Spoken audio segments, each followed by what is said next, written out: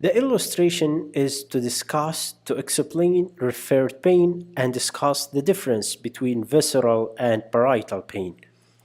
We may ask how an internal organ disease presents with pain that we feel from outside, as if it is a skin area affected by the disease. The answer to this question needs understanding of referred pain. Notice that realizing what happened would help us understand the clinical presentation of common conditions that cause abdominal or chest pain. Internal organs are supplied with sensory nerves that only carry pain sensation to the spinal cord.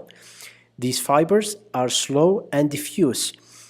This means that the nerve receptors in the internal organs, such as heart, stomach, and intestine, are widely distributed along the organ.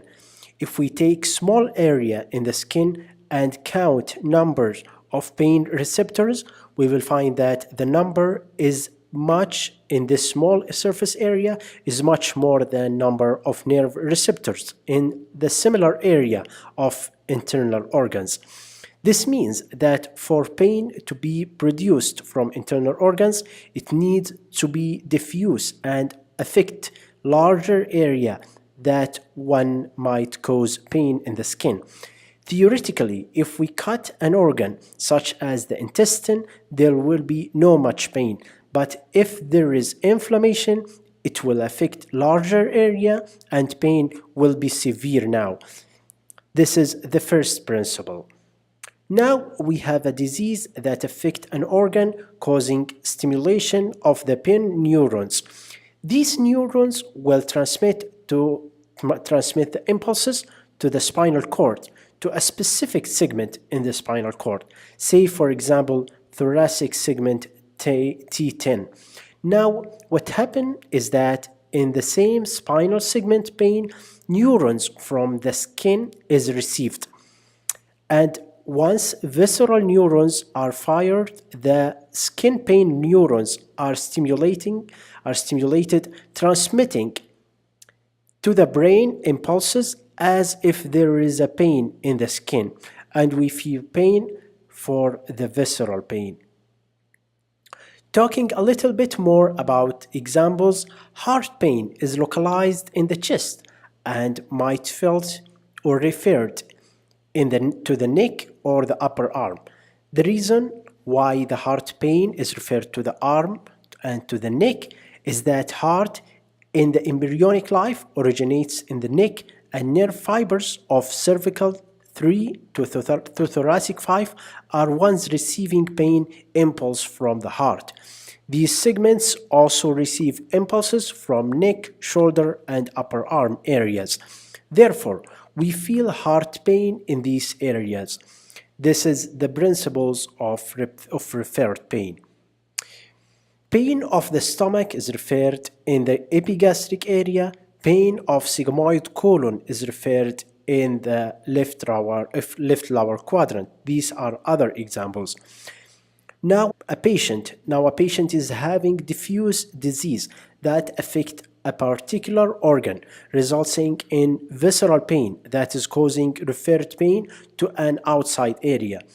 If there is ischemia or inflammation to that organ, the disease may continue and progress and start to affect more and more tissue of the organ. We know that most abdominal organs are covered by peritoneum. Also, the heart is covered by pericardium and the lung by pleura. These membranes, the pericardium, the peritoneum, and the pleura, have two layers, visceral and parietal layer. The part immediately in contact with the organ is the visceral layer, and the one away from the organ and closer to the skin is the parietal layer.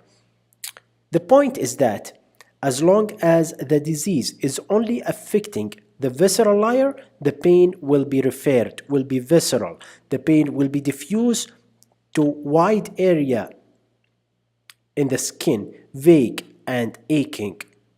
Once the disease starts to spread outside the organ and affect the parietal layer, the pain will start to be localized and sharp.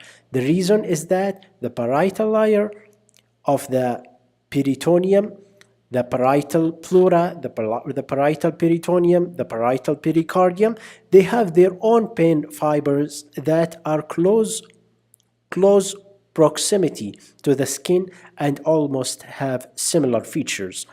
Thus, affecting parietal peritoneum will cause localized and sharp pain. So, we can easily understand now why appendicitis will cause diffuse pain in the umbilical area at the beginning of the disease. It is due to visceral referred pain. With time, the pain then will move into the McBurney site and become sharp and localized. This is because it is now parietal pain that is affecting the overlying parietal peritoneum.